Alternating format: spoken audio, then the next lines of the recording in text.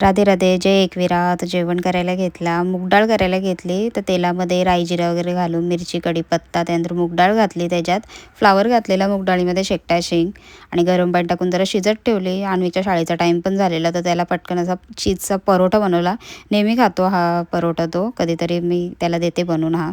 आणि त्यानंतर एकीकडं भात घातला, चण्याची डाळ पण घालायची होती आणि बिना कांदा लसणाचं जेवण पूर्ण.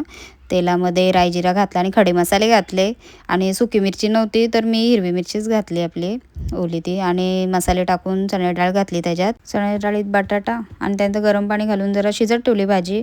आणि मुगांना पण मोड आलेले भरपूर, तर मूग असे सुके करायला घेतले. त्यात पण राई जिरा कढीपत्ता वगैरे घातला, मिरची जरा चेचून घेतली आणि हळद धना पावडर न मूग पण त्यात घालून सुके करायचे होते मूग, ते एकीकडे शिजत ठेवले. त्यानंतर जराशी भांडी होती ती आवरून घेतली आणि जरा भाज्या बघितल्या जरा शिजत आलेल्या.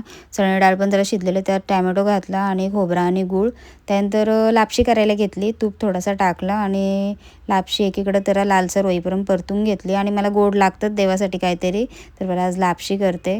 आणि गरम पाण्यात जराशी शिजून घेतली थोडं, आणि त्याच्यानंतर मी गुळाची पावडर असते ती टाकली. हे पण टाकते मी, साखर टाकते पण गुळाची पावडर होती ही, तर मग तीच घातली मी त्यात. त्याच्यानंतर लापशी पण आली होत, वेलची टाकली थोडीशी. एकीकडे या भाज्या पण सगळ्या झाल्या, लापशी पण जरा सुकली नंतर.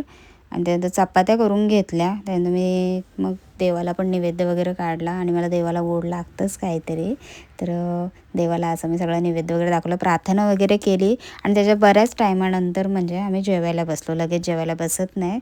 चला मग, राधे राधे.